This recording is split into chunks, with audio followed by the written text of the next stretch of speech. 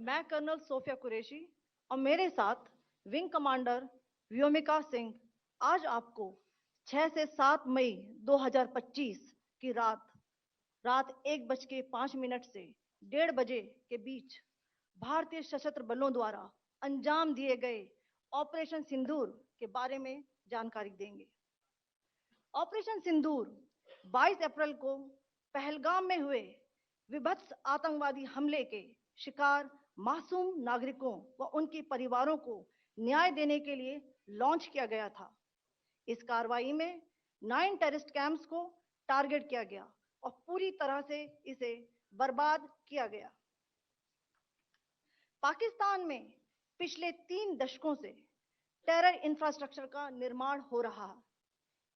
इसमें recruitment, indoctrination centres, training areas व launch pad शामिल थे, जो पाकिस्तान और पाक अधिकृत जम्मू कश्मीर पीओजेके दोनों में फैले हैं।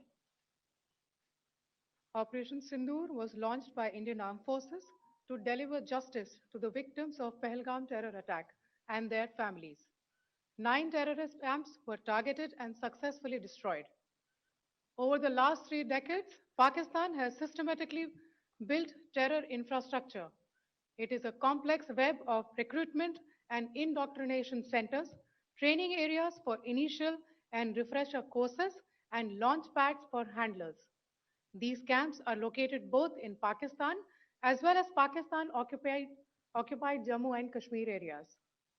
Some of the well-known training camps are located, as you can see on the screen. They are distributed from Savai Nala in the north, counting to approximately 21, ending at Bhagalpur to the south.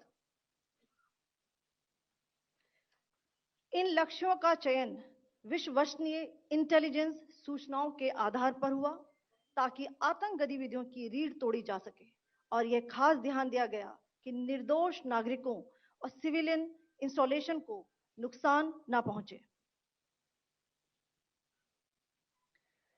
The selection of these targets for Operation Sindoor was based on credible intelligence inputs and role of these facilities in perpetrating the terror activities. The locations were so selected to avoid damage to civilian infrastructures and loss of any civilian lives. This was done with due diligence, and the camps selected for targeting and their engagement will now be shown to you one by one. PoJK के target मैं आपको बताना चाहूंगी। सबसे पहले सवाई नाला camp Muzaffarabad, जो कि पीओजेके के लाइन ऑफ कंट्रोल से 30 किलोमीटर दूर है। यह एक लश्कर तौयबा का ट्रेनिंग सेंटर था। 20 अक्टूबर 2024 सोनमर्ग, 24 अक्टूबर 24 गुलमर्ग, 22 अप्रैल 2025 पहलगाम, इन हमलों के आतंकियों ने यहीं से प्रशिक्षण लिया था। सैयदना बिलाल कैंप मुजफ्फराबाद, यह एक जैश ए मोहम्मद का स्टेजिंग एरिया है। यह हथियार, विस्फोटक और जंगल सर्वाइवल ट्रेनिंग का केंद्र भी था। गुलपुर कैंप कोटली, यह एलओसी से 30 किलोमीटर दूर था। लश्कर तौयबा का बेस था, जो रजौरी पुंछ में सक्रिय था। 20 अप्रैल 2023 को पुंछ में और 9 जून 2024 को तीर्थ यात्रियों के बस हमले में यहीं से आतंकी को ट्रेन किया गया था।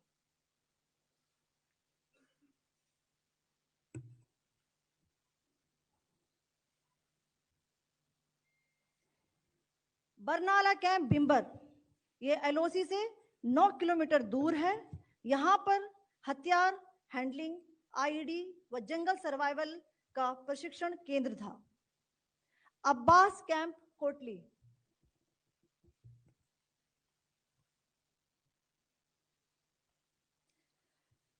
यह एलओसी से 13 किलोमीटर दूर है।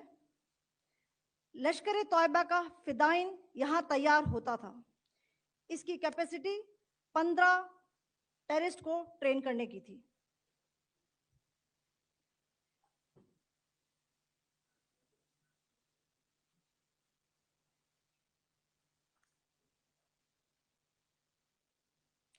अब मैं पाकिस्तान के अंदर के टारगेट से अवगत कराना चाहूंगी। पहला, सर्जिकल कैंप सियालकोट। यह अंतर्राष्ट्रीय सीमा से 6 किलोमीटर की दूरी पर है, सांबा कठुआ के सामने।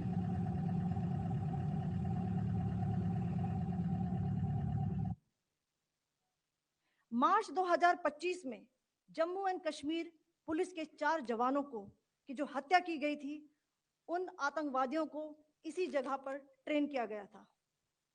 दूसरा, महमूना जाया कैंप सियालकोट। यह 18 से 12 किलोमीटर आईबी से दूर था। हिजबुल मुजाहिदीन का बहुत बड़ा कैंप था। यह कठुआ जम्मू क्षेत्र में आतंक फैलाने का नियंत्रण केंद्र था। पठानकोट एयरफोर्स बेस पर किया गया हमला भी इसी कैंप से प्लान और डायरेक्ट किया गया था। मरकज ताइबा मुरीद के, यह आईबी से 18 से 25 किलोमीटर दूरी पर है। 2008 के मुंबई हमले के आतंकी भी यहीं से प्रशिक्षित हुए थे। अजमल कसब व डेविड हेडली भी यहां ट्रेन हुए थे।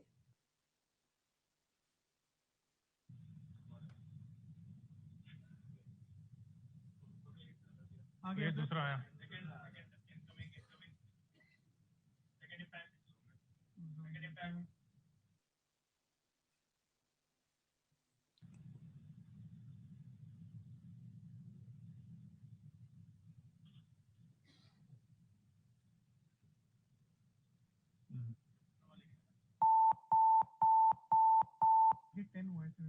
टारगेट 10 हुआ, एंक्लोजर सेम ही है। 7 it is hit the target. हां हां।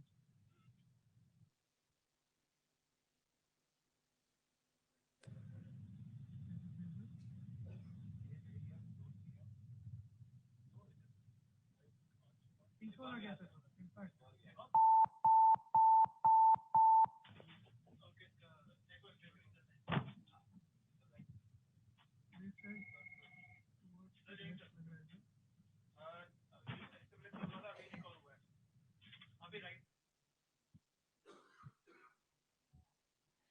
मरकज सुभान अल्लाह भावलपुर, यह इंटरनेशनल बाउंड्री से 100 किलोमीटर दूर है।